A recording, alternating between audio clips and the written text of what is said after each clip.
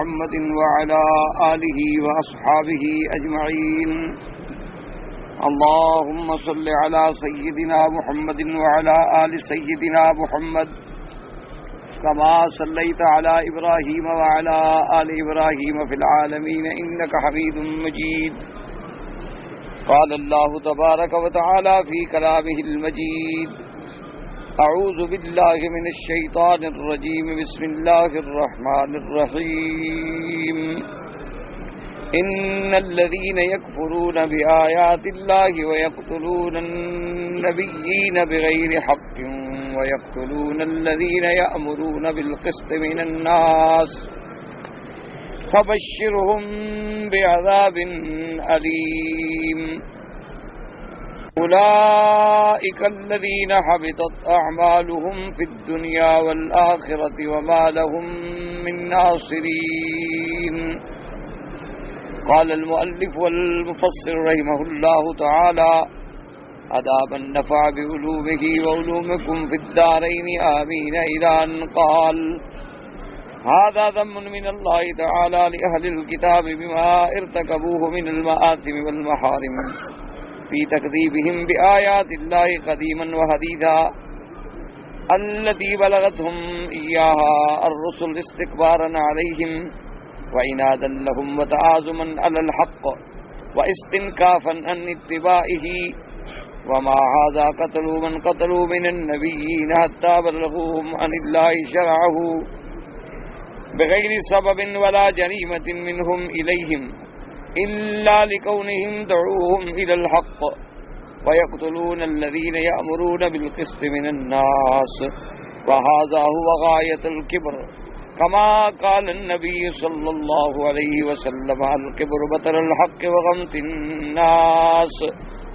اب مفسر رحمۃ اللہ علیہ ان آیات مبارکہ میں ارشاد فرماتے ہیں کہ ان آیات میں اللہ نے مذمت کی ہے اہل کتاب کی، جو انہوں نے گناہ کیے اور جو محارم کا حرام کا انہوں نے ارتکاب کیا، اللہ کی آیات کو جھٹلایا قدیماً و حدیثاً. کیا معنی؟ یعنی جو اس زمانے میں اہل کتاب تھے، موسیٰ علیہ السلام کے زمانے میں یا عیسیٰ علیہ السلام کے زمانے میں، انہوں نے بھی یہی کیا کہ انبیاء علیہم السلام کی تکذیب کی، اللہ کی آیات کی تکذیب کی. انبیاء علیہم الصلاۃ والتسلیم کے معجزات کو دیکھنے کے باوجود انہوں نے انکار کیا، اور جو حضور صلی اللہ علیہ وسلم کے زمانے میں موجود ہیں ان کا بھی یہی حال ہے کہ تمام باتیں جاننے کے باوجود بھی تکذیب کر رہے ہیں. اور یہ بات یہاں تک پہنچ گئی کہ وہ اپنی بڑائی میں اتنے مبتلا ہو گئے اور عناد میں، اور اپنے آپ کو حق سے بھی بڑا سمجھنا، اور حضور صلی اللہ علیہ وسلم اور انبیاء کی اتباع میں اپنی حقارت سمجھنی کہ جی ہم نبیوں کے تابع کیوں ہو جائیں. یہ تو مکہ مکرمہ میں حضور صلی اللہ علیہ وسلم پیدا ہوئے اور النبی الامی، اور ہم اہل کتاب ہیں، ہم ان کی اتباع کیوں کریں. اور ان جرائم کے ساتھ ساتھ وہ اس حد تک بڑھ گئے کہ قتلوا من قتلوا من النبیین بغیر حق، اللہ کے انبیاء کو بھی قتل کر.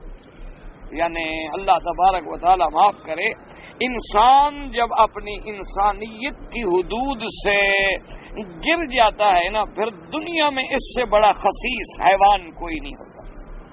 یعنی انسان اگر مدارج ترقی طے کرے اور مقام انسانیت کی معراج کو پہنچ جائے تو پھر تو وہ نبی اور افضل الانبیاء محمد مصطفیٰ بنتا. اور اگر انسان اپنی اصلیت اور انسانیت کو کھو دے اور انسانیت کے حدود سے نکل جائے، پھر اس سے بڑا خسیس حیوان دنیا میں کوئی نہیں ہے کہ انسان کو قتل کرے، انسان اہل اللہ کو قتل کرے، اور حد یہ ہے کہ اللہ کے نبیوں کو قتل کرے. اس لیے حضور پاک صلی اللہ علیہ وسلم نے فرمایا، جب آپ سے پوچھا گیا کہ یا رسول اللہ صلی اللہ علیہ وسلم قیامت والے دن سب سے زیادہ عذاب کس کو ہوگا، تو آپ نے فرمایا اس شخص کو جس نے اللہ کے نبی کو قتل کیا، یا اس شخص کو جو اللہ کے نبی کے ہاتھ سے قتل ہوا. کیونکہ اللہ کا نبی تو رحمت ہوتے ہیں، اللہ کے انبیاء تو سراپا ہدایت ہوتے، اللہ کے انبیاء تو سراپا لطف و کرم ہوتے ہیں، وہ کسی کو قتل کیوں کریں؟ وہ تو کسی کو بد دعا دینے پہ بھی راضی نہیں۔ یعنی انبیاء علیہم السلام کے پاؤں میں کانٹے بچھائے گئے، انبیاء علیہم السلام کے بدن مبارک کو لہو لہان کر ڈالا گیا، انبیاء علیہم السلام کو سامنے کھڑے ہو کے لوگوں نے جادوگر کہا، انبیاء علیہم الصلاۃ والتسلیم کی استہزاء کی گئی، لیکن اللہ کے نبیوں نے ہمیشہ دعا کی کہ یا اللہ ہماری قوم کو ہدایت عطا۔ لیکن اگر نبی کے ہاتھ سے بدبخت کوئی قتل ہو جائے تو پھر اس سے بڑا شقی کون ہو سکتا ہے؟ یا اس سے بڑی شقاوت کیا ہو سکتی ہے کہ جو اللہ کے نبی کو قتل کر دے؟ اس سے بڑا جرم دنیا میں کیا ہو سکتا ہے؟ اور پھر اللہ نے فرمایا کہ یقتلون النبیین بغیر حق، بغیر حق کے بارے میں مفسرین کرام نے دو باتیں لکھی کہ بھی انبیاء کو انہوں نے قتل کیا بغیر کسی وجہ کے، بغیر کسی جرم کے۔ کیا مانا کہ ایک قول تو یہ ہے کہ بھائی کوئی یہ نہ سمجھے کہ شاید انبیاء سے ان کا کوئی ذاتی جھگڑا تھا، کوئی جائیداد کا تخاصم تھا، یا خدا نہ کرے انبیاء علیہم السلام نے کوئی ایسی بات کی کہ جو ان کی عزت اور وقار اور عظمت کے خلاف تھی اور وہ گرم ہو کے انہوں نے یہ فیل کر ڈالا۔ فرمایا نہیں، انبیاء سے تو کوئی ایسی بات نہیں ہوئی، انہوں نے بغیر کسی سبب کے، بغیر کسی جریمہ کے، اللہ کے نبی تو معصوم ہوتے ہیں، وہ ہر گناہ سے پاک ہوتے ہیں، ان کو بغیر کسی گناہ کے قتل کر دیں۔ اور دوسرے مفسرین کرام نے فرمایا کہ یقتلون النبیین بغیر حق کا معنی یہ ہے کہ وہ قتل کرتے ہیں انبیاء کو بغیر حق۔ بغیر حق کیا معنی کہ نبی تو جب بھی قتل ہو خدا نہ خواستہ تو بغیر حق ہی ہوگا، نبی تو معصوم ہے، لیکن پھر بغیر حق کے اضافے کا مقصد یہ تھا کہ وہ خود بھی جانتے تھے بدبخت کہ ہم انبیاء کو بغیر کسی وجہ کے مار رہے ہیں، یعنی ان کو یہ بھی اعتقاد تھا، یہ بھی یقین تھا کہ انبیاء علیہم السلام کو جو ہم قتل کر رہے ہیں تو یہ بغیر کسی وجہ کے ہے، لیکن پھر بھی انہوں نے انبیاء علیہم السلام کو قتل کیا، اللہ تبارک و تعالیٰ کے نبیوں کی مخالفت کی، اور یہاں تک بڑھ گئے کہ کبر کی اور تکبر کی آخری حدوں پہ پہنچ گئے۔ اور تکبر کا یاد رکھیں، ایک تکبر کا معنی تو یہ ہوتا ہے نا جسے ہم کہتے ہیں کہ فلاں شخص بڑا متکبر ہے۔ کیا مانا کہ بھائی وہ لوگوں کے سامنے اکڑتا ہے اور بڑا بنتا ہے اور لوگوں کے سامنے اپنی بڑائی کا اظہار کرتا ہے، یہ بھی تکبر ہے، یہ بھی کبر ہے۔ لیکن اصل تکبر کا معنی یہ ہوتا ہے کہ بطر الحق و غمط الناس، کہ حق کو مٹانا اور لوگوں کو ذلیل کرنا، یہ ہے۔ یعنی حق تو یہ تھا نا کہ ہم سب انسان بھائی ہیں، حق تو یہ تھا کہ ہم انبیاء کے غلام بنتے، حق تو یہ تھا کہ ہم انبیاء علیہ السلام کی اطاعت کرتے، لیکن یہ اتنا آگے بڑھ گئے ہیں، اتنا آگے بڑھ گئے ہیں، اللہ معاف کرے کہ انبیاء کو قتل کرنے پہ آ گئے۔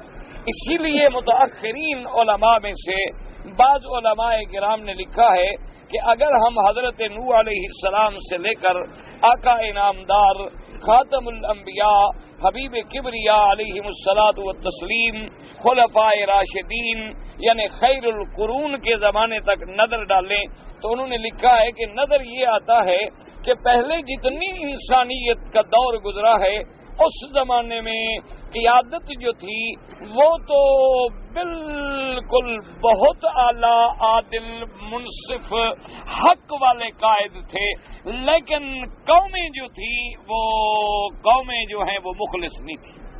یعنی یوں سمجھ لیں آسان زبان میں کہ لیڈر تو خیر لفظ آج کل اتنا گر گیا ہے کہ کسی اچھے انسان کے لیے اس لفظ کا استعمال کرنے سے بھی خطرہ ہوتا ہے کہ کسی نبی کے بارے میں ہم لفظ استعمال کریں اور اہانت نہ ہو جائے اللہ کے ہاں، کیونکہ آج تو ایسے ایسے لوگ ہیں جو لیڈر کہلاتے ہیں جن کو خدا جانے انسانیت بھی نصیب ہوئی ہے کہ نصیب نہیں ہوئی، وہ بھی قوم کی قیادتیں کرتے ہیں۔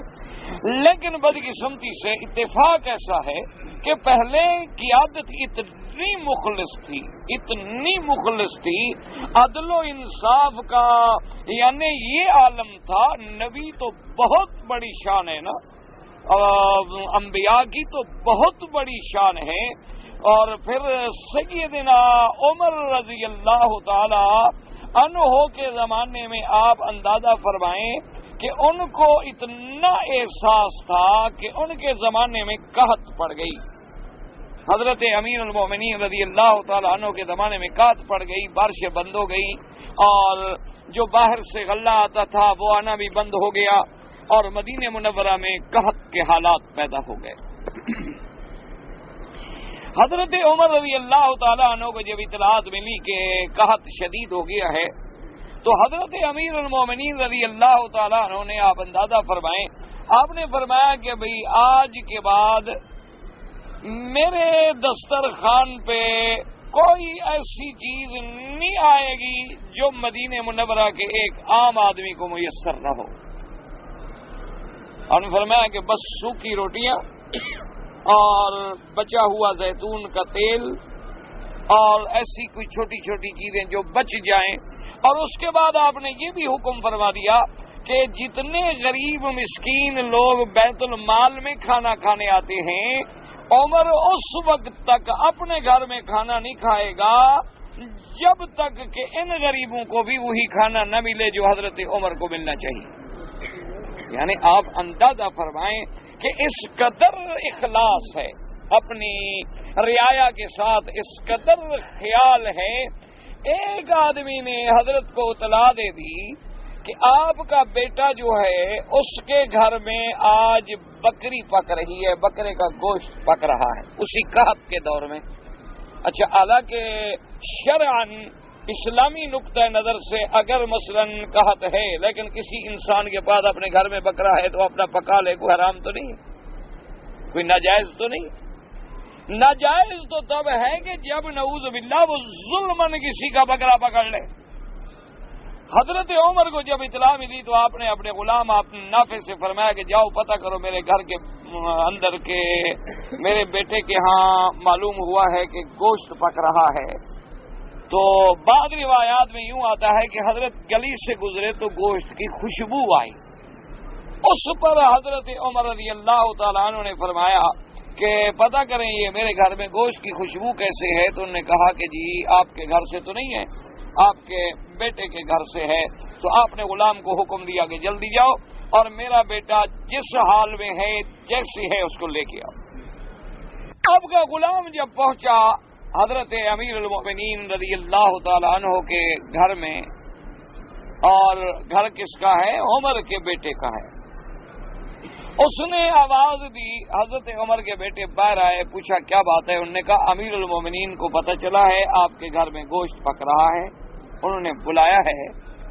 تو وہ ڈرے اور فوراً یہ کہا کہ میرے بھائی تم نے یہ حدیث بھی تو سنی ہے حضور کی کہ جو کسی بندے کو دنیا میں پردہ دے اللہ اس کے گناہوں پہ پردہ ڈالتے ہیں. تو اس نے کہا ہاں بالکل سنی. تو کہا میری غلطی پہ پردہ ڈالو، میری غلطی پہ پردہ ڈالو. عمر کا غصہ میں نہیں برداشت کر سکتا. اس نے کہا حضرت آپ بھی ٹھیک کہہ رہے ہیں، حضور کی حدیث مبارک بھی بالکل ٹھیک میرے آنکھوں پر، لیکن حضرت عمر نے جو میری ڈیوٹی لگائی ہے تو میری دیانت امانت پر کوئی ان کو تسلی تھی تو مجھے بھیجا ہے، اور میں آج ان کے اعتماد کو ٹھیس پہنچا کے خیانت کر کے تجھے بچانے کے لیے جھوٹ بولوں یہ میں نہیں کر سکتا. اسی وقت گوشت پورا اٹھایا اور بیٹے کو پکڑ کے دربار میں لے. حضرت نے فرمایا اچھا مدینے والوں کو روٹی نہیں ملتی، عمر کے گھر میں گوشت پکتے ہیں. حضرت نے کہا ابا جان میری اپنی بکری ہے، میں نے خدا نہ خواستہ کسی کا بکرا اٹھایا نہیں ہے. میرے گھر میں بکری تھی اور اب مدت گزر گئی تھی گوشت کھانے کو، اور قحط کا دور ہے، روٹی ووٹی ملتی نہیں ہے. تو آج دل کر گیا کہ میں تھوڑا سا گوشت بنا لوں اور گھر میں پکا لیں گے، کچھ کھا لیں گے. فرمایا خبردار جب تک سارے مدینے والوں کو گوشت نہ ملے عمر کا بیٹا نہیں کھا سکتا. یہ تھی کی عادت. آج تو بنتے اس لیے ہیں کہ سب کچھ کھا جائیں. حضرت نے فرمایا خبردار مدینے کے لوگ بھوکے رہیں اور عمر کے گھر میں گوشت پکے. بڑی جرت ہے تمہاری. فرمایا یہ سب غریبوں کو دے دو. اور آئندہ خبردار یا تو اس وقت کا انتظار کرو جب مدینے کے عام آدمی کو گوشت ملے، اگر کسی کو نہیں ملتا تو پھر میرے گھر میں بھی نہیں ملنا چاہیے۔ یعنی اخلاص کا اندازہ کریں، اخلاص کا۔ اور حضرت عمر رضی اللہ تعالیٰ عنہ نے اس وقت تک پھر اپنے دسترخوان پہ روٹی نہ آنے دی جب تک کہ اللہ نے کرم فرمایا۔ حضرت عباس حضور کے چچا جو تھے ان کو ساتھ لے کر استسقاء کے لیے نماز پڑھی گئی، اور حضرت عمر نے عرض کیا کہ میرا اللہ، جب تک تیرا نبی حیات تھا تو ہم حضور سے جا کے دعائیں کروا لیتے تھے، اور آج تیرے نبی تو روضے مبارک میں چلے گئے، آج ان کے چاچے کو لے آئے ہیں، مہربانی فرما ان کی دعا کی وجہ سے مدینے والوں پہ رحم فرما۔ حضرت عباس نے رو کے دعا کی، اسی وقت بارش ہوئی، اللہ نے مہربانی کی، قحط ٹل گئی۔ لیکن حضرت عمر کا دیکھیں، بیٹے کو اپنے بکرے کی گوشت کی بوٹی نہیں کھانے دی۔ یاد رکھیں، ہمیشہ برف پہاڑوں کے اوپر سے پگھلتی ہے، پھر نیچے پانی آتا ہے، جب تک اوپر ٹھیک نہ ہو نیچے ٹھیک نہیں ہو سکتا، یہ ہمیشہ یاد رکھیں۔ ہمیشہ اصلاح جو ہے وہ اوپر سے ہوتی ہے، نیچے سے کبھی نہیں۔ اسی طرح کا یعنی آپ حیران ہوں گے، آدمی پڑھ کے حیران ہو جاتا ہے کہ میرے مدنی کو اللہ نے کیسے چاند تارے دیے۔ یعنی آدمی حیران ہو جاتا ہے کہ جیسے میرے اللہ نے حضور پاک کو شان دی ہے نا، جیسے حضور نے خود فرمایا ان اللہ اختارنی، میرے نبی نے فرمایا کہ اللہ نے مجھے پوری کائنات میں خود چن لیا ہے، اور ثم اختار لی اصحابی، اور پھر میرے اللہ نے میرے لیے میری صحابہ کو بھی چن لیا، میرے صحابہ کو بھی اللہ نے میرے لیے خود چن لیا کہ یہ محمد کے صحابی بنیں گے، یہ اصحاب رسول بنیں گے۔ ایک دفعہ روم کیسر روم کے بادشاہ کا قاصد آیا پیغام لے کر سیدنا امیر المؤمنین عمر بن الخطاب رضی اللہ تعالی عنہ کی خدمت میں، اور قاصد نے کئی دن قیام کیا۔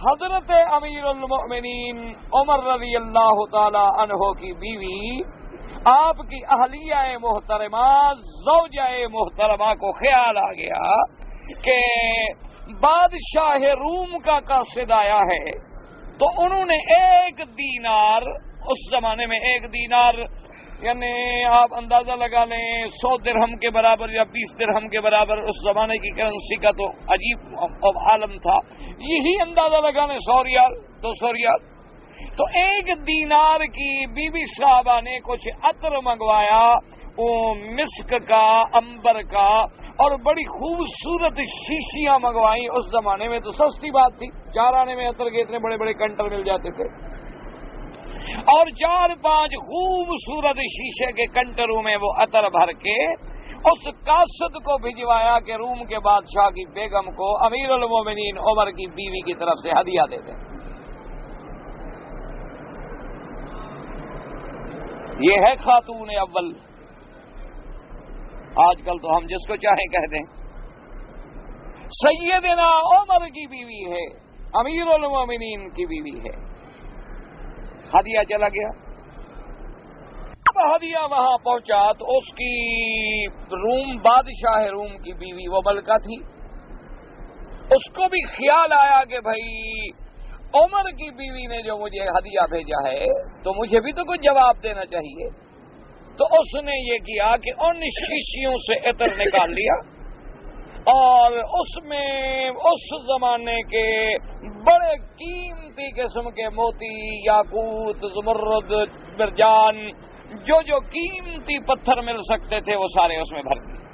سارے بھرنے کے بعد جناب اس کو بڑے اچھے طریقے سے بند کرایا اور ہدیہ بھیجا کہ امیر المومنین کی بیوی کو میری طرف سے ہدیہ پیش۔ قاصد آ گیا، ہدیہ آ گیا، اب یہ بات حضرت عمر سے کیسے چھپ سکتی تھی کہ بھئی تمہارا قاصد کیوں آ گیا؟ انہوں نے پوچھا بھی کیا بات ہے؟ انہوں نے کہا جی آپ کی بیوی نے انہیں ہی نہیں کہا، اس نے کہا کہ ملکہ نے آپ کی اہلیہ مبارکہ کے لیے، محترمہ کے لیے، ملکہ عرب کے لیے ہدیہ بھیجا ہے، ملکہ روم نے۔ میں نے فرمایا اچھا، گھر لے آئے، بیوی سے پوچھا کہ تمہاری کب سے رشتہ داری ہو گئی بادشاہوں کی بیویوں سے؟ اس نے کہا کوئی رشتہ داری نہیں عمر، کیا بات ہے؟ اس نے کہا تو یہ اس نے تمہیں کیوں بھیجا ہے؟ اس نے کہا ایسی کوئی بات نہیں امیر المومنین، مجھے بھی خیال آیا تھا کہ بادشاہوں کے خاندان جو ہے ایک دوسرے کو ہدایہ بھیجتے ہیں، تو میں نے ہدیہ بھیجا تھا، اس کا اس نے جواب بھیجا ہے، اور تو کوئی بات نہیں۔ فرمایا اچھا تم نے کیا بھیجا تھا؟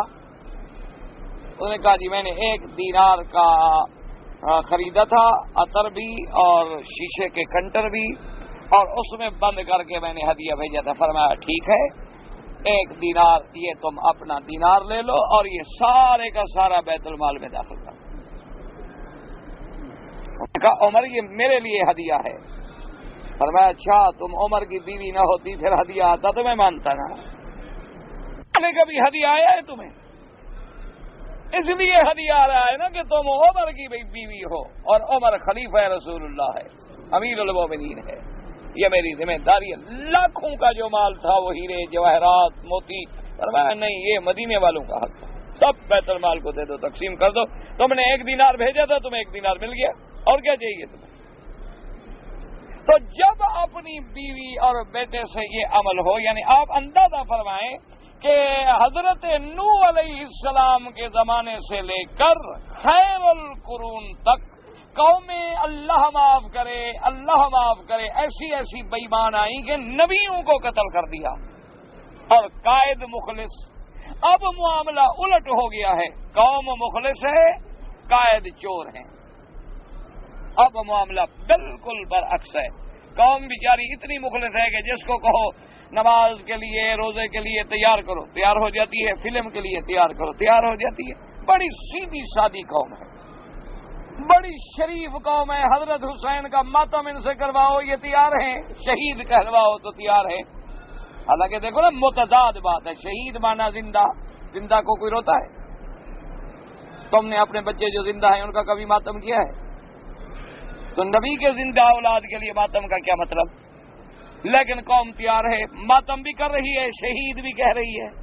بھائی ماتم یزید کا کرو، شمر کا کرو، حضرت حسین کا ماتم کیوں کرو بھائی؟ کوئی عقل ہے؟ اچھا ادھر سے قوم کو دیکھو جی، کہہ دیتے ہیں ماشاءاللہ کہ حضور صلی اللہ علیہ وسلم جو ہیں آپ بشر نہیں ہیں، نور کا ٹکڑا ہے۔ قوم کہتی ہے بالکل سبحان اللہ۔ پھر کہتے ہیں عبداللہ کا بیٹا ہے، آمنہ کا لال ہے، بی بی حلیمہ دائی ہے۔ قوم کہتی ہے سبحان اللہ۔ قوم دونوں باتوں پہ راضی ہے۔ وہ خدا کے بندو، اگر عبداللہ کا بیٹا ہے تو نور نہیں ہے، اگر نور ہے تو پھر عبداللہ کا بیٹا نہیں ہے۔ کوئی ایک بات تو کرو نا۔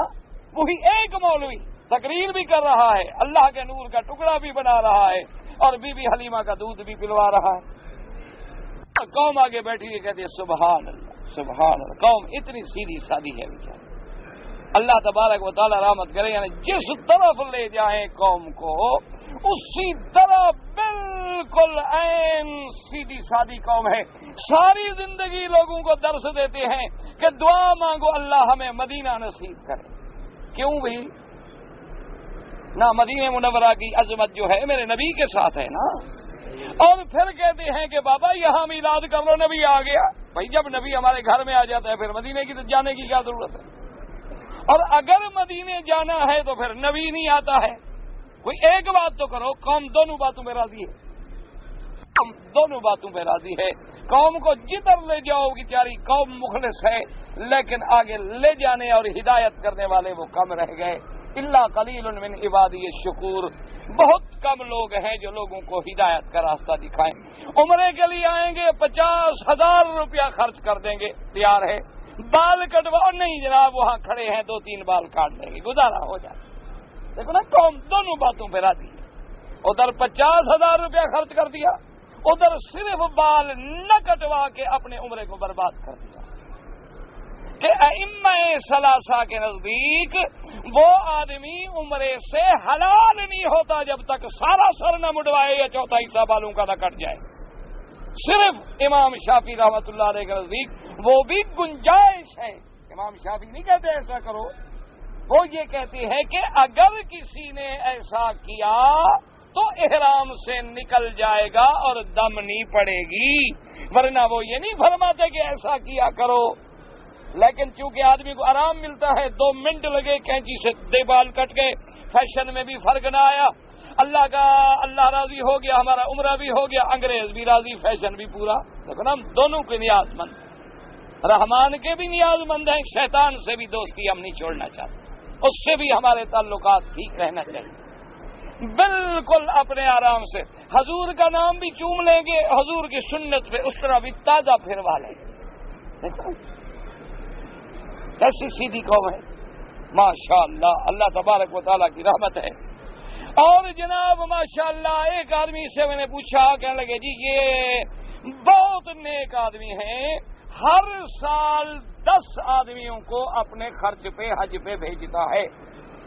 10 آدمی، ابھی آج کل کے حساب سے 10 آدمی بھیجنا مذاق تو نہیں ہے، 5-5.5 لاکھ روپے بنیں گے، 55,000 روپیہ ایک آدمی کا داخلہ ہے. 10 آدمی بھیجو تو تقریباً 5 لاکھ روپے سیدھے بن گئے. میں نے کہا ماشاءاللہ بھائی اس کی تو ہم زیارت کریں گے، بڑی اچھی بات ہے، ایسے لوگ بھی دنیا میں موجود ہیں. انہوں نے کہا نہیں جی میں آپ کو ملا دوں گا. میں نے کہا یار مجھے ملانے کی کیا ضرورت ہے، میرے پاؤں میں مہندی تو نہیں لگی ہوئی، ایسا نیک آدمی ہے، ہم دعا کرائیں گے اس سے کہ اللہ تبارک و تعالیٰ نے. اور میں نے پوچھا، میں نے کہا بھی بات سنو، یہ جو 10 آدمی ہر سال حج پہ بھیجتے ہیں ان کا کام کیا ہے؟ کہتے جی کام تو بینک ہے. ماشاء اللہ. میں نے کہا انہیں خنزیر کھا کے لوگوں کو حج پہ بھیجتے. سود اور خنزیر میں کوئی فرق ہے؟ نہ خنزیر حرام ہے، حلال ہے؟ حرام. سود خنزیر کھانے پر تو کسی روایت میں نہیں کہ ماں سے زنا کے برابر گناہ ہوتا ہے، لیکن سود کھانے پر تو ہے کہ ادنا گناہ ہے کہ ماں سے 70 بار زنا کرے. کہیں جناب پھر حج پہ بھیجنے کا فائدہ؟ میں نے کہا مولوی صاحب آپ خوشامد نہ کرو، تمہارے مدرسے کے لیے کوئی پیسے دیتے ہوں گے، وہ پیسے سارے حرام ہیں. جن کا حج کرایا اللہ کی رحمت سے ان کا بھی حج نہیں ہوتا. اور دوسرا وہ اس لیے کرتے ہیں کہ انکم ٹیکس والوں کو دینے کے بجائے ان کو کیوں نہ دے دیں، خرچے میں دکھا دیا، انکم ٹیکس سے بھی بچ گئے، ادھر بھی اعتبار ہو گیا کہ سبحان اللہ جی حضرت کا پیسہ تو سب دین پہ لگ رہا ہے، بیچارہ ٹیکس کہاں سے دے. ادھر ان کو دھوکھا، ادھر اللہ سے دھوکھا. آدمی بڑا نیک ہے، 10 بندے بھیجتا ہے حج پہ. انا للہ و انا الیہ راجعون. دعا کرو اللہ ہمارے حال پہ رحم کرے. آج ہم تو بالکل عجیب ہو گئے ہیں، عجیب حال ہو گئے. اور یہ اس زمانے کا عالم دیکھو، اللہ کے نبی شہید ہو رہے ہیں، اللہ کے نبی قتل ہو رہے ہیں. کیوں؟ کہ حق کی دعوت دیتے تھے، وہ برداشت نہیں ہوتی. اور اس کے بعد حضور صلی اللہ علیہ وسلم نے فرمایا الکبر بطر الحق وغمط الناس. کبر تو ہوتا یہی ہے کہ حق کو مقابلہ کر کے چھوڑنا اور لوگوں کے حقوق کو ختم کرنا.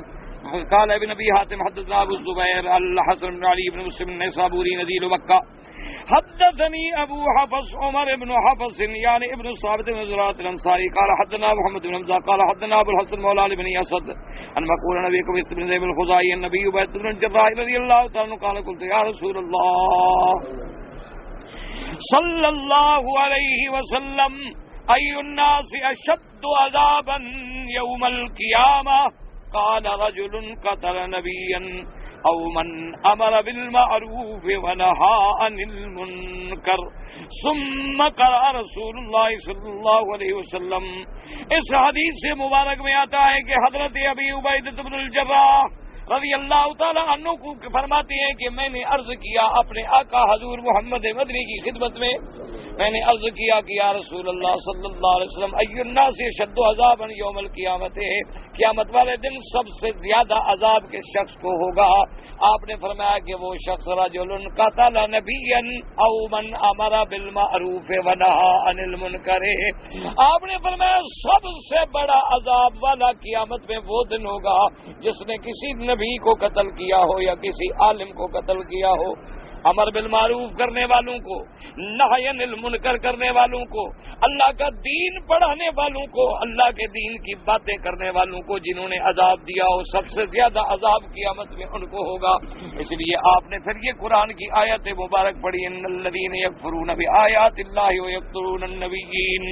اللہ نے فرمایا کہ جو لوگ ان الذین یکفرون بآیات اللہ کی آیات کا کفر کرتی ہیں، وَيَقْتُلُونَ النَّبِيِّينَ بِغَيْرِ حَقٍّ، اور انبیاء کو قتل کرتی ہیں بغیر نہ کردہ گناہوں کے، وَيَقْتُلُونَ الَّذِينَ يَأْمُرُونَ بِالْقِسْطِ مِنَ النَّاسِ، اور ان لوگوں کو قتل کرتی ہیں جو لوگوں کو حق اور عدل اور انصاف کی بات کہتی ہیں، کیونکہ علماء جو ہیں وہ بھی انبیاء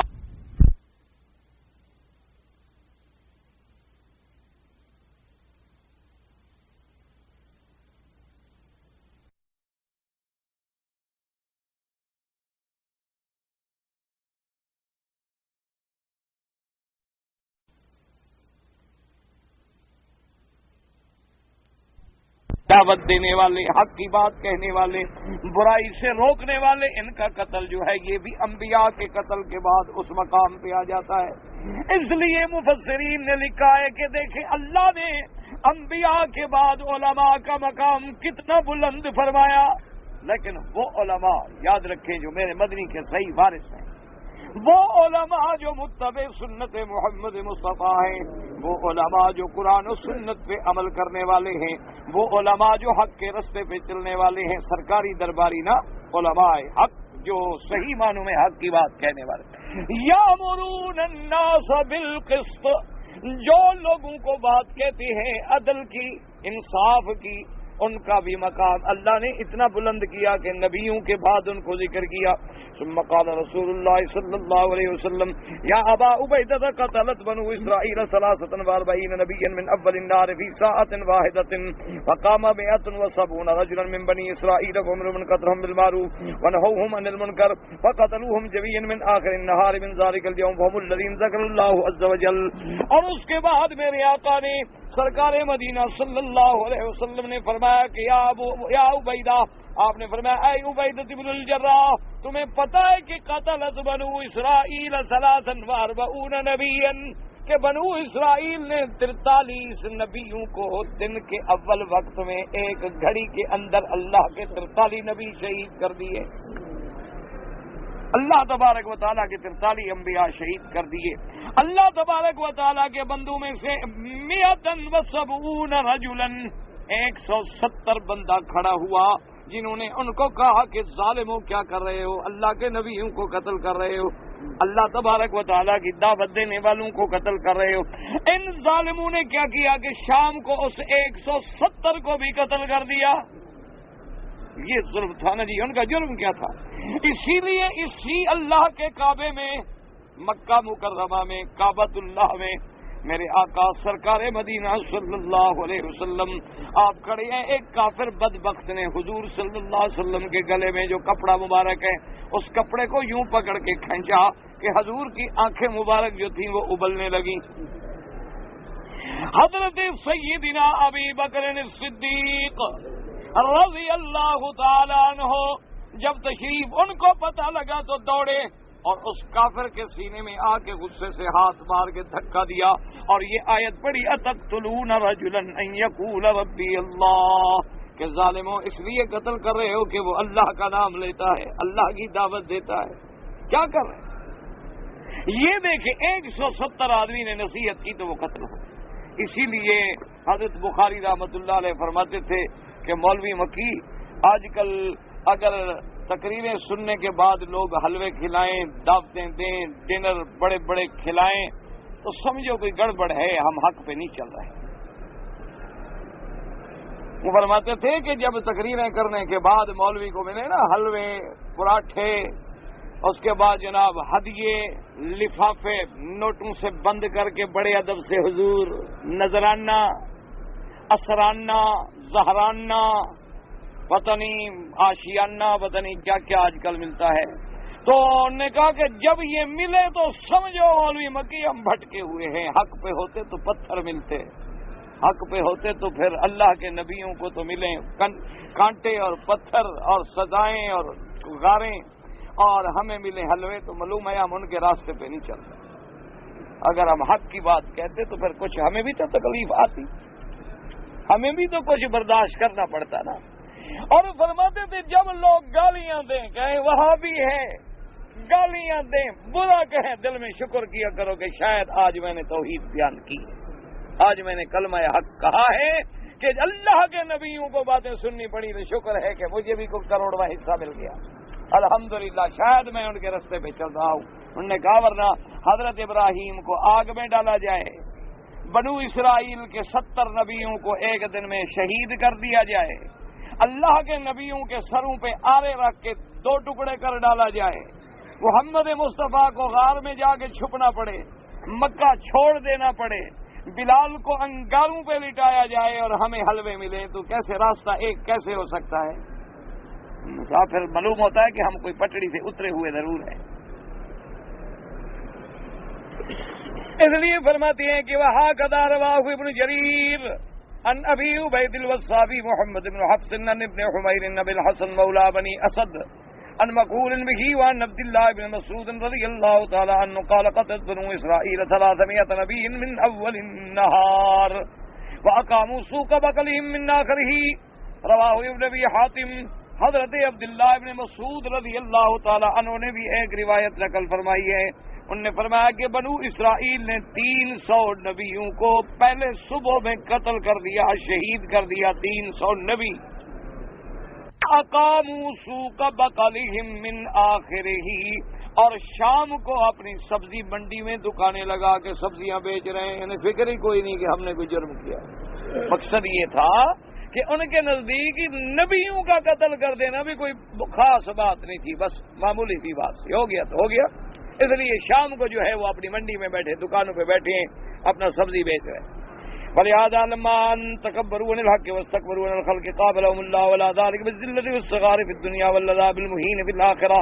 فقال تبارك وتعالى وبشرهم بعذاب أليم مهين أولئك الذين حبطت أعمالهم في الدنيا والآخرة وما لهم من ناصرين. اس لیے جب انہوں نے حق کا انکار کیا اور جب وہ اللہ کی مخلوق کے اوپر متکبر بنے اور اس کے بعد انبیاء علیہ السلام کو قتل کیا, تو پھر مقابلے میں اللہ نے بھی ان کے لیے کیا عذاب مقرر کیا ہے, ذلت کا, ہلاکت کا, دنیا میں بھی آخرت میں بھی. اس لیے فرمایا کہ میرے مدنی صلی اللہ علیہ وسلم جو ایسا کرنے والے ہیں ان کو خبر دے دو. فبشرہم بعذاب علیم, ان کو خوشخبری دے دیں.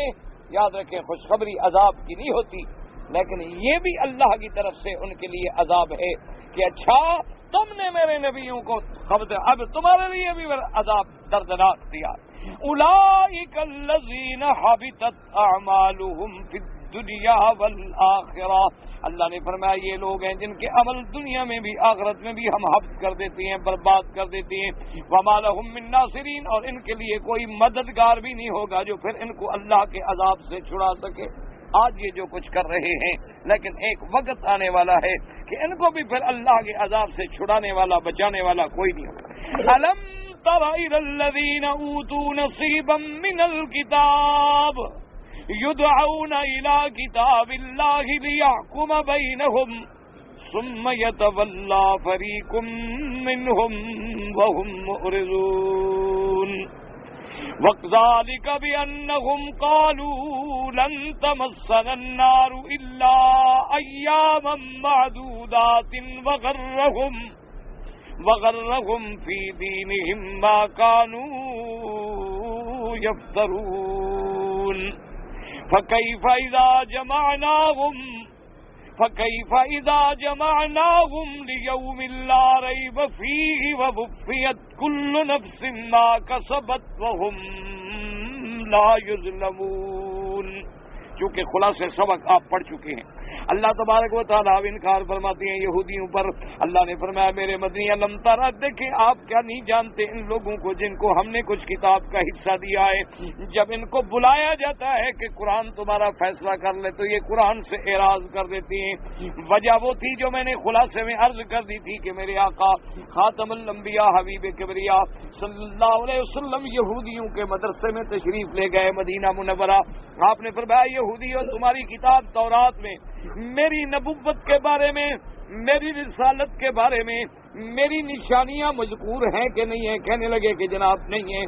آپ نے فرمایا چلو آؤ پھر اللہ کی کتاب پہ فیصلہ کرتے ہیں, لے آؤ تورات. فرمایا کہ تمہاری کتاب میں میرے بارے میں علامات موجود ہیں؟ نہیں جی نہیں, وہ نہیں ہیں.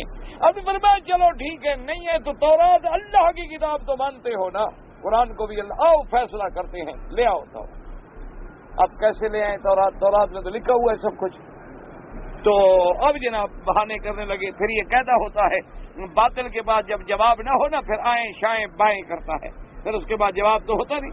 اس لیے قرآن فرماتا ہے کہ جب ان کو بلایا جاتا ثم یتولی فریق منہم, پھر ان میں سے ایک جماعت جو ہے وہ اعراض کر کے چل دیتی ہے, وہ منہ پھیر کے چل دیتی ہے. فریق منہم, کیوں؟ بعض ایسے بھی تھے نا جو مسلمان ہو گئے جن کو اللہ نے کلمہ نصیب. اور پھر یہ کیا کہتے ہیں ذالک بانہم قالوا لن تمسنا النار. اللہ نے فرمایا میرے مدنی یہ دیکھو کیسے جھوٹے ہیں, اللہ پر بھی جھوٹ باندھتے ہیں اور کہتے ہیں کہ ہم تو جہنم میں نہیں جائیں گے مگر چند دن. کہتے ہیں جی ٹھیک ہے جہنم میں اگر ہم جائیں گے نا بس صرف اتنی دن جتنی ہمارے باپ دادے نے بچڑے کو خدا بنایا تھا نا اس کا پوجا کیا تھا, بس اتنی دن ہم نے جہنم میں جانا ہے, اس کے بعد تو ہمیں چھٹی ہے. کتنی جھوٹ بناتے ہیں. لیکن ایک بات یاد رکھو, ہماری قوم ترقی کر گئی ہے. وہ اتنی تو مانتے تھے نا کہ جتنی ہمارے باپ دادے نے شرک کیا ہے اتنے دن ہمیں جہنم میں جلنا پڑے گا. ہماری قوم کہتی ہے جناب فکر نہ کرو, پیر جو ہیں یہ کس کام آئیں گے, تم بغیر فکر کے جو مرضی آئے کرو, بس پیر کا دامن مضبوطی سے پکڑ لے. 11ویں کا دودھ ضرور تقسیم کرنا اور اس شریف کی حاضری بالکل نہ چھوٹے, بس پیر صاحب خود ہمیں پکڑ کے لے جائیں گے, پتہ نہیں کہاں لے جائیں گے, جہاں خود ہوں گے. اور خود کہاں ہوں گے؟ جہاں مشرک ہوں گے.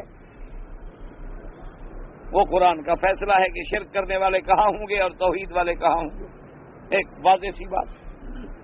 اللہ نے فرمایا دیکھو یہ کتنے جھوٹ بولتے ہیں. وغرہم فی دینہم ما کانوا یفترون, اور ان کو دھوکے میں ڈالا ہوا ہے ان چیزوں نے جو یہ خود گھڑتے ہیں, خود بناتے ہیں, مسئلے اپنی طرف سے خود بناتے ہیں, نہ قرآن میں نہ کتاب میں.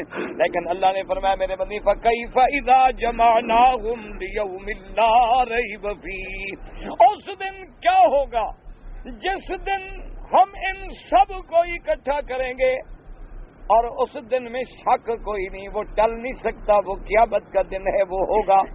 ان سب کو ہم اکٹھا کر کے پھر کیا کریں گے؟ وَوُفِّيَتْ كُلُّ نَفْسٍ مَا كَسَبَتْ, پھر ہر بندے نے جو کچھ کمایا اس کے مطابق اس کو بدلہ ملے گا. وَهُمْ لَا يُظْلَمُونَ, اور ہرگز ان کے ساتھ نا انصافی بھی نہیں ہوگی. یقول تعالیٰ منکرا اليہود والنصارى المتمسکین فیما یزعمون بکتابہم الذین بایدیہم وہم التوراۃ والانجیل. اللہ نے فرمایا یہ یہودی اور نصرانی جو ہیں یہ جو دعویٰ کرتے ہیں کہ ہمارا ان دو کتابوں پہ ایمان ہے, تورات پر انجیل پر, وَإِذَا دُعُوا إِلَى التَّحَاكُمِ إِلَىٰ فِيمَا مِن طَاعَةِ اللَّهِ فِيمَا أَمَرَهُم بِهِ فِيمَا مِن اتِّبَاعِ مُحَمَّدٍ صلی اللہ علیہ وسلم, جب ان کو بلایا جاتا ہے کہ تورات انجیل پہ فیصلہ کرو, لے آؤ تمہاری اسی تورات و انجیل میں اللہ نے حکم دیا ہے اتباع محمد مصطفیٰ کا صلی اللہ علیہ وسلم. تولوا وهم معرضون عنها, پھر پیٹتے کہ پھر کے چل پڑتے ہیں. فرمایا وهذا في غایت ما يكون من ذم والتنویہ بذکر بالمخالفۃ والعناد, یہ ان کی انتہا درجے کی مذمت اور ذلت ہے کہ جب ان کو ان کی کتابوں کے مطابق بلایا جائے پھر بھی ماننے کو تیار نہیں. ثم قال تعالی ذلك بانهم قالوا لن تمسنا النار الا اياما معدودات, اي انما حملهم وجرهم على مخالفة الحق افتراهم على الله. یہ حق کی مخالفت کیوں کرتے ہیں؟ انہوں نے جو خود اپنے مسئلے گھڑے ہوئے ہیں کہ انما یعذبون فی النار 7 ایام عن کل 1000 سنۃ فی الدنیا یوما، یعنی 7000 سال یہ کہتے ہیں دنیا کی عمر جو ہے وہ 7000 سال ہے، 1000 سال کے بدلے میں ہمیں ایک دن میں جہنم میں ڈالا جائے گا، لہذا کل 7 دن ہم جہنم میں جائیں گے، 7 دن کے بعد جو ہے بس نکل آئیں گے مزے کر کے۔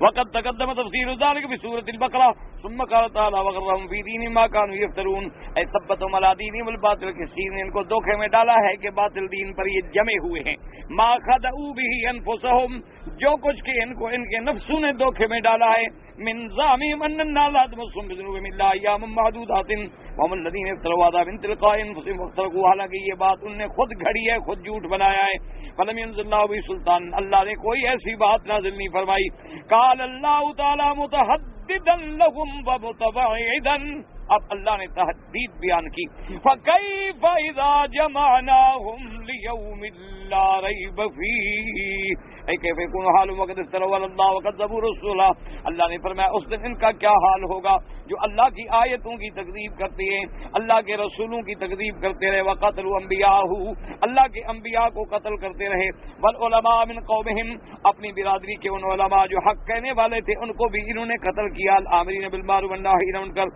واللہ تعالی صالح ذلک کلہ وحاکم علیہم وجازیہم بہ، جب اللہ کی آمد میں ان سے پوچھیں گے کہ او بند بتلاؤ میرے نبیوں کو کس جرم میں قتل کیا، اہل حق کو تم نے کس جرم میں تکلیفیں پہنچائیں، علماء حق کی تم نے کیوں مخالفت کی، دین کی تم نے کیوں مخالفت کی، کوئی جواب ہے کچھ نہیں، پھر اللہ سزا دے گا۔ اس لیے فرمایا فکیف اذا جمعناهم لیوم لا ریب فیہ، اور وہ دن ایسا لا شک فی وقوعہ وکونہ، جس دن کے ہونے میں نہ کوئی شبہ ہے نہ کوئی شک ہے، قیامت کا دن جو ٹل بھی نہیں سکتا، جو آگے پیچھے بھی نہیں ہو سکتا، ووفیت کل نفس ما کسبت وہم لا یظلمون، اور اللہ اس دن پورا بدلہ دیں گے ہر بندے کو اس کے عمل کا، اور ظلم نہیں ہوگا کہ کسی دوسرے کی سزا دے دی جائے یا سزا بغیر جرم کے دے دی جائے، کیوں اللہ ظلم سے پاک ہے، ان اللہ لا یظلم مثقال ذرہ، اللہ تبارک و تعالی ہر اس صفت سے جو صفت نقصان ہے منزہ ہے۔ دعا کریں اللہ ہم سب کا خاتمہ ایمان پہ فرمائے۔ کہتے ہیں جی کہ حضور پاک نے اپنی حیات طیبہ میں کبھی مرغ کا گوشت اور گائے کا گوشت تناول فرمایا ہے، اس بارے میں کوئی صحیح روایات تو یاد نہیں ہے، لیکن عام احادیث مبارک کی روشنی میں یہ ہے کہ حضور پاک نے بکرے کا گوشت زیادہ پسند فرمایا، لیکن گائے کا گوشت بھی آپ کی خدمت میں آیا ہے، اور باقی پرندے وغیرہ کے بارے میں کوئی ایسی بات آپ نے پڑھی نہیں ہے، لیکن جب حدیثوں میں یہ آیا کہ حضور نے اس کے حلال حرام کے فیصلے کیے ہیں تو لازمی بات ہے کہ حضور کے سامنے یہ چیزیں آئی ہیں، اگر کوئی چیز نہ آتی تو اس کا نام لے کے، یا دیگ کا ہمیں ذکر بھی نہ ملتا، مرغ کا، مرغی کا، اور اس کے استعمال کا، اس کے بارے میں شریعت کے احکام کا، باقی یہ تحقیق کرنا کہ باقی کھایا، اللہ کے نبی کے بارے میں ایسی بات اپنی طرف سے کوئی نہیں کر سکتا، میری نظر سے ایک چیز نہیں گزری، میں نہیں کہہ سکتا۔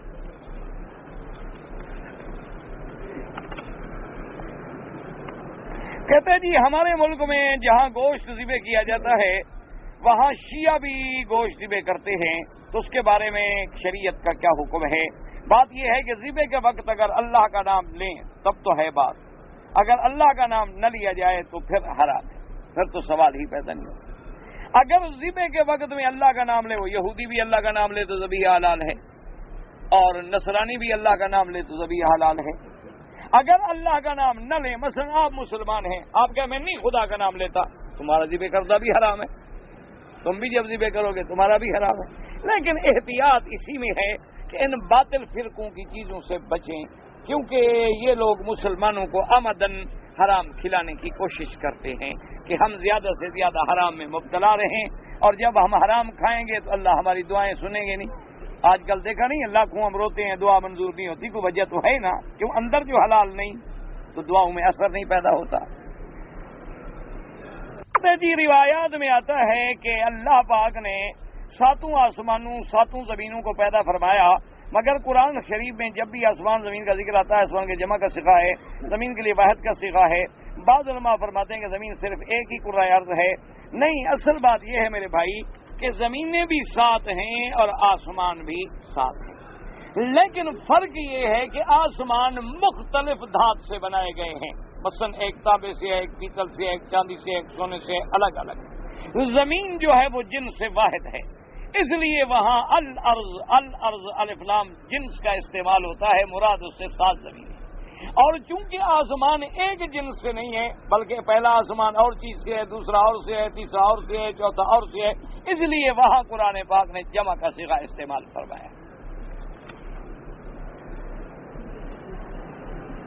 ہم جو ہے نماز وتر میں ہاتھ اٹھا کے اللہ کہتے ہیں، بالکل بھائی بات یہ ہے، یاد رکھو کہ ان چھوٹے چھوٹے جھگڑوں میں نہ پڑو اور دعا کرو کہ اللہ امت محمد مصطفیٰ کو اتفاق اتحاد نصیب فرمائے۔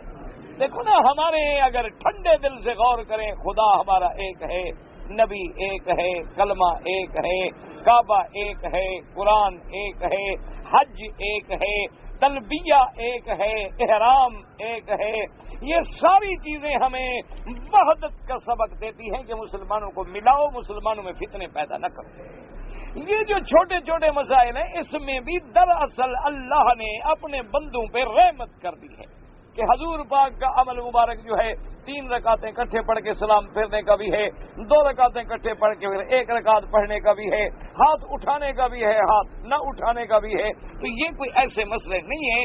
احناف کے نزدیک جو ہے راجے وہ یہی ہے کہ 3 رکعتیں ملا کے پڑھی جائیں اور آخر رکعت میں اللہ اکبر کہہ کے پھر اس کے بعد دعا قنوت پڑھے، ورنہ سب الحمدللہ حدیث میں موجود ہیں۔ اگر تمہاری تسلی نہ ہو تو میں تمہیں مشورہ دوں، جھگڑے کے لیے نہیں، اپنے دل کے اطمینان کے لیے، مثلا تم ترمذی شریف لے لو، نسائی شریف لے لو، ابی داؤد لے لو، مصنف ابن ابی شیبہ لے لو، مصنف عبد الرزاق لے لو، تمام حدیث کی 5-7 کتابیں لے کے کتاب الصلاۃ کھول کے پھر وتر کا باب دیکھ لو، پھر ساری حدیث الف سے لے کر یہ تک پڑھتے جاؤ، تیرا دل ٹھنڈا ہو جائے گا کہ کوئی امام اپنی طرف سے بات نہیں کرتا، سب غلام ہیں محمد مصطفیٰ، سب حدیث رسول اللہ صلی اللہ علیہ وسلم کے تابع ہیں۔ اگر تم نے اپنی تسلی کرنی ہے، اگر جھگڑا کرنا ہے تو جھگڑے کا حل تو آج تک کسی سے نہیں ہوا، میں کیا کر لوں گا۔ ایک آدمی ہمارے یہاں مسئلہ مشہور ہے، کہنے لگا میں ملتان گیا، سب کو جھوٹا کر کے آ گیا، تمام ملتان والوں۔ انہوں نے کہا یار تم ایک آدمی، ملتان میں ہزاروں لوگ رہتے ہیں، کیسے جھوٹا کر دیا؟ اسے بد کیا؟ میں نے کہا میں نہیں مانتا، بس جو انہوں نے کہا میں نے کہا میں نہیں مانتا، زیادہ وہ جھوٹے ہو گیا، میں سچا ہو گیا۔ اگر یوں ضد کرنی ہے تو پھر اس کا میرے پاس کوئی حل نہیں، بلکہ جو مولوی آج چھوٹے چھوٹے فروعی مسائل پر امت کو لڑا رہے ہیں، دعا کرو اللہ ان کو ہدایت، اللہ تبارک و تعالی ان کو ہدایت عطا فرما دے۔ ہم تو کسی کی برائی نہیں کرتے، کوئی کرے اس کی مرضی ہے۔ ہم نے سنا ہے کہ عشاء سے پہلے 4 رکعت سنت پڑھنا جو ہے وہ صحیح نہیں ہے، یہ غلط بات سنی ہے آپ نے۔ 4 رکعت پڑھنا سنت مؤکدہ نہیں ہے، اگر پڑھنا چاہو تو مغرب کے بعد سے لے کر عشاء تک پڑھتے رہو، ساری سنتے پڑھتے رہو، کوئی منع نہیں، یہ تو کوئی منع ہونے کا سوال ہی پیدا نہیں ہوتا۔ باقی مؤکدہ نہیں ہے، اگر پڑھو گے اجر ملے گا، نہیں پڑھو گے تو گناہ نہیں ہوگا۔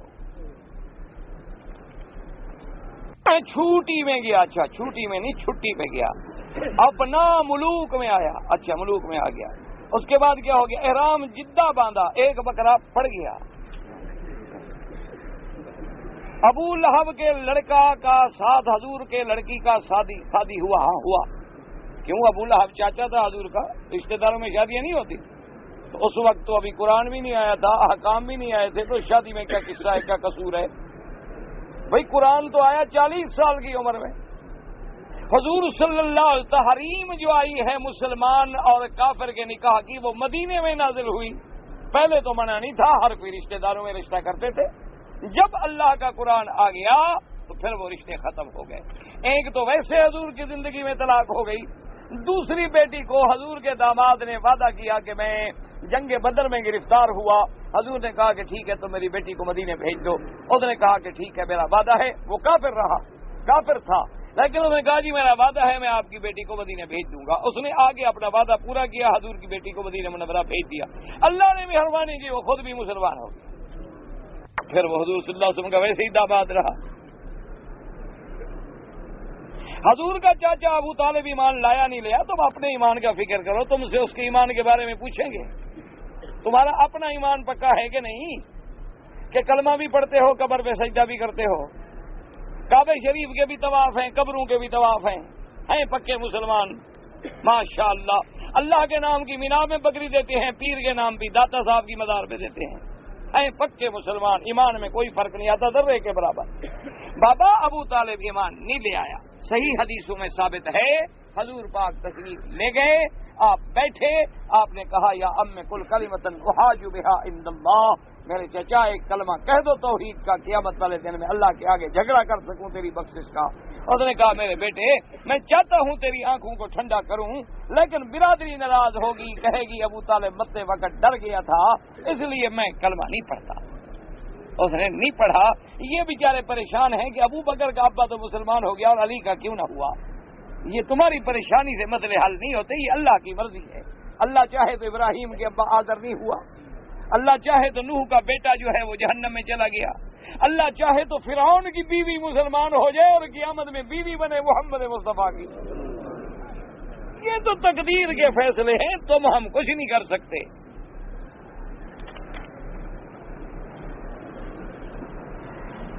عشاء کی فرض نماز میں امام صاحب آخری 2 رکعت میں سورۃ فاتحہ پڑھتے کہ نہیں پڑھتے؟ بالکل پڑھیں گے، ایک بات ہے، امام تو پڑھے گا، آپ اگر اکیلے نماز پڑھیں گے آپ بھی پڑھیں گے، اگر مقتدی ہیں اور حنفی ہے تو نہیں پڑھے گا۔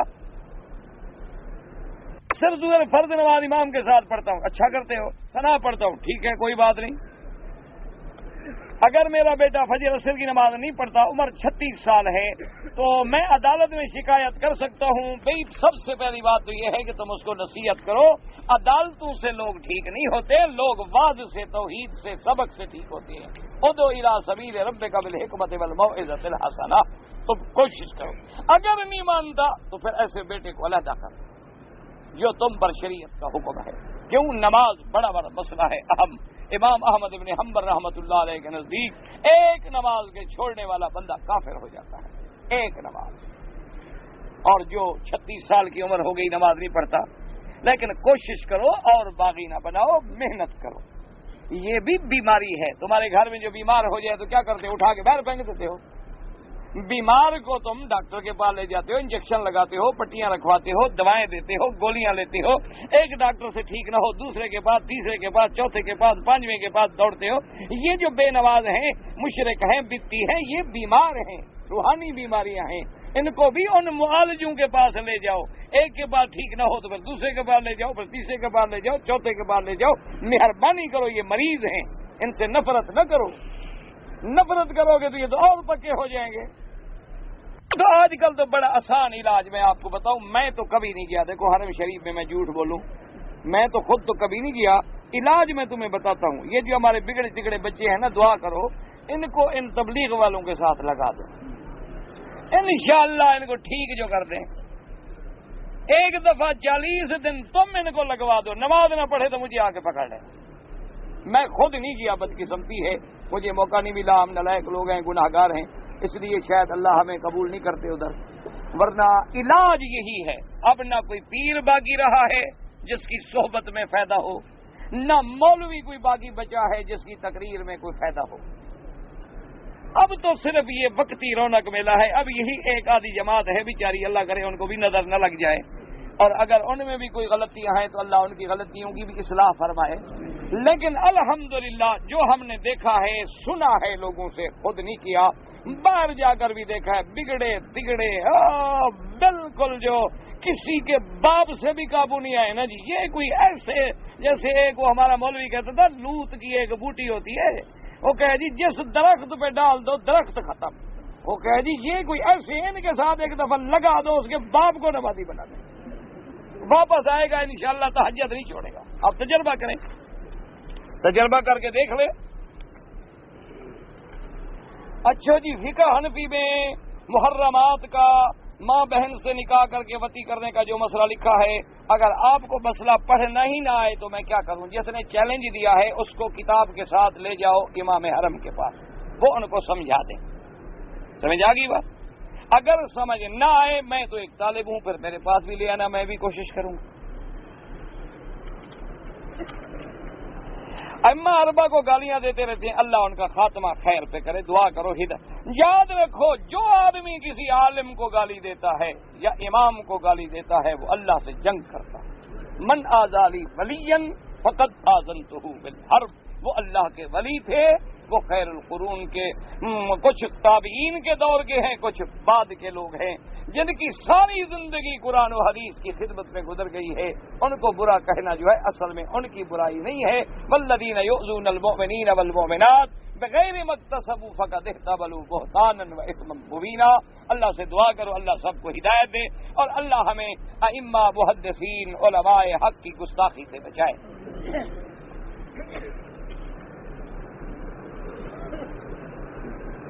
سارے لوگ کہتے ہیں کہ حضور پاک معراج میں آسمانوں پر گئے، بالکل ٹھیک ہے۔ اللہ اکبر اللہ اکبر، اللہ ربنا آتنا فی الدنیا حسنۃ وقنا عذاب النار۔ یا اللہ